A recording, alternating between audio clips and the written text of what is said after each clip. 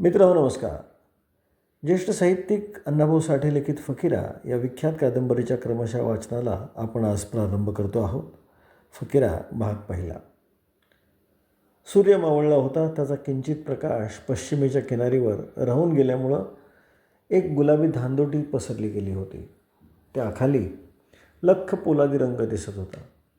तिथं ती सूर्य बुडाल्याची खूण उमटली होती. बाकी अंधाराची चढाई सर्व जग तो खोरा व्यापित होतं.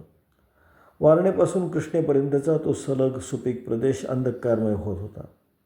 सूर्यानं सर्व कळांनी जग जितकं लखलखीत केलं तितकंच अंधार काळं करू लागला.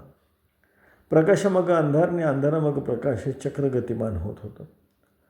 वाटेगावचं अस्तित्व नाहीसं झालं. ती एका जागी वसलेली 1200 घरं अंधाराच्या लाटांनी गडप केली.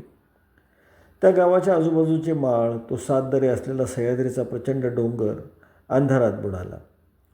गावाच्या अस्तित्वाला अदमासाची गरज भासू लागली. तामखडीवरून असलेली ती गाडवाट गावात शिरली. ती विष्णुपंत कुलकर्ण्याच्या भव्य वाड्यापुढून चावडीकडे वळून मग शंकरराव पाटलाच्या वाड्याला वळसा घालून महारांच्या थळात सरळ झाली होती.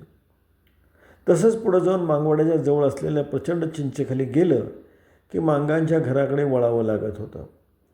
तिथून ती गाडेवाट उगवतीला जाऊन माळानं पांदीनं नागमोडी वळणं घेत शिवारात शिरली होती. वाटेगाव ते शिगाव हे 4 मैलाचं अंतर त्या गाडवाटेनं 6 मैलाची कैक वळणं घेऊन संपवलं होतं. ती वाट आज अंधारानं पुसून काढली होती. हळूहळू पावसाळी वारं उठलं आणि भन्नाट धावत सुटलं. आकाशात काळ्या ढगांनी गर्दी केली. पाण्यात मासा पोहावा तशी ढगात वीज सळसळू लागली. विजेच्या प्रखर प्रकाशात आकाश कोसळण्याच्या बेतात आल्यासारखं दिसू लागलं. अकराळ विक्राळ आकृत्या करून ढग गिरक्या घेऊ लागले. वारा त्या ढगांना चेंडूप्रमाणे टेपलू लागला. गावात सामसूम झाली. सर्व गल्ल्या निर्जन भासू लागल्या. मिणमिण जळणारे दिवे हळूहळू डोळीझाक करू लागले. कुत्री मुकी झाली. डोळीत सर्वत्र निशब्दता नांदू लागली. भित्र वातावरण उदास होऊन गेलं. गाव हू की चूक करीनासं झालं. शंकरराव पाटील एकट्याच जोत्यावर बसला होता. कोणीतरी यावं आणि आपल्याशी बोलत बसावं असं त्याला वाटत होतं. पण कितीतरी वेळ कोणीच येत नव्हतं म्हणून तो चिडला होता.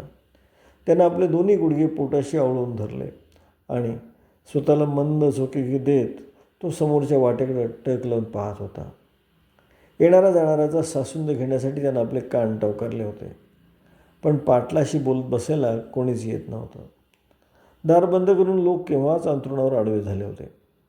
त्याचीच पाटलाला चीड आली होती. जन्मभर कष्ट करून शेवटी मरायचं हे त्याला पसंत नव्हतं. माणसानं कसं आनंदात असावं, खेळावं, बोलावं, राबावं असं त्याचं मत होतं. उद्याच आषाढ निघत होता. उद्या शिगावात जोगणीची जत्रा भरणार होती. शिगावच्या बाजीबा खोताचा त्याला हेवा वाटत होता. शिगावची ती जोगणीची जत्रा त्या खोतानं भरवली होती. आपल्या तरुणपणी त्यानं काळगावच्या जोगणी दिवशी उभ्या गावाशी कलागत करून ती जोगणी जबरीनं आणली. त्या दिवसापासून काळगावची जोगणी जत्रा बंद पडून ती शिगावात सुरू झाली होती. जर बाजीबा काळगावच्या लोकांना सापडला असता तर त्याचं शिर कापून त्यांनी वेशीला बांधलं असतं.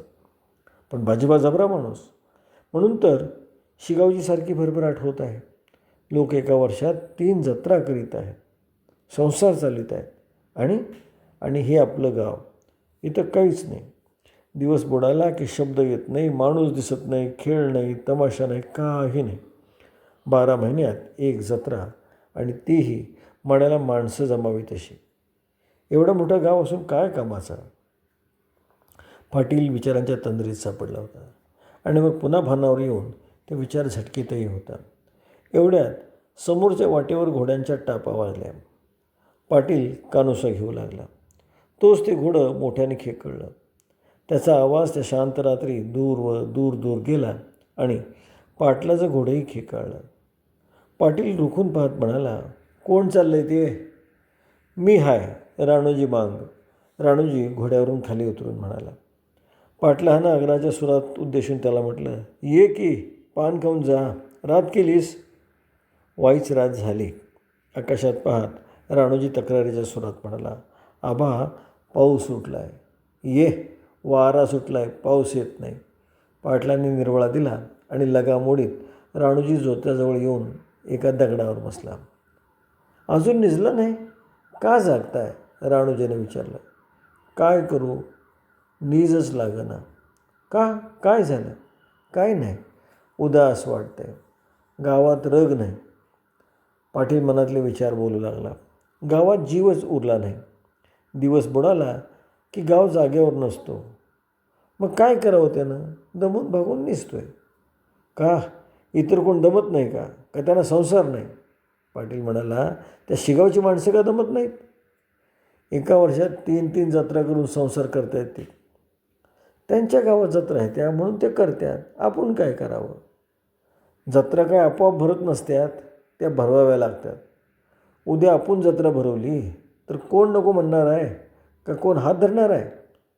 मग का भरत नाही? कशी भरणार? पाटील मध्येच म्हणाला.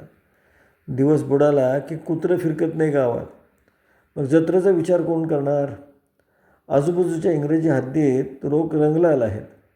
त्या शिगावात उद्याच जोगण्या निघणार. बाजीबा खोतासारखा एखादा भाद्र आमच्या गावात निपजत नाही तोवर इतर जोगण्या भरणार कशी? जोगणी त्यानं भरवली. बाजीबानं? ती कशी?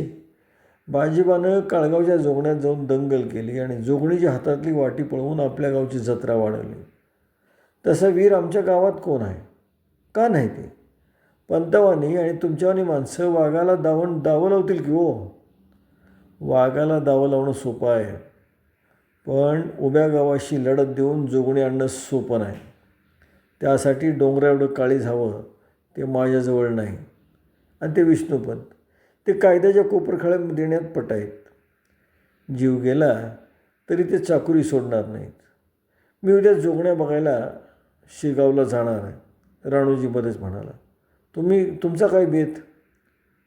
मी कधीच कोणाच्या जत्रेला जात नाही, पाटील खिन्न स्वरात म्हणाला. लोकांच्या आरतीने ओळून घेणं मला बरं वाटत नाही. आपल्या घरात अंधार आणि आपण उजेडात मिरवायचं हे मला रुचत नाही, असं म्हणून पाटलानं राणूजीला पान दिलं. दोघांनी पान खाल्लं आणि राणूजी उठण्याचा विचार करू लागला. तो पाटील म्हणाला, या पांढरीला बाजीबा खोतासारखा माणूस पाहिजे, तरच या गावची भरभराट होईल, लौकिक वाढेल. बाजीबानं शिगावर उपकार केलं तसे या गावावर उपकार करणारा माणूस इथंच जन्माला पाहिजे. हे ऐकून राणूजी एकाएकी गंभीर झाला. त्याचं मन उगीचच बावरं झालं. हातातील लगाम पिरगळी तो अंधारात पाहू लागला. वाटेगाव ते शिगाव यामधले असलेला माळ, ती नागमणी वळणं, ती पानमध्ये असलेले निवडुंगाचे डोंगे, सारं त्याच्या डोळ्यापुढं तरळू लागलं. आणि पाटील म्हणाला, जा आता, दौलती वाट बघत असेल. राणूजी उठून उभा राहिला. तो तसाच विचार करत निघाला. घोडं त्याच्या मागून चालू लागलं. तो थळात आला.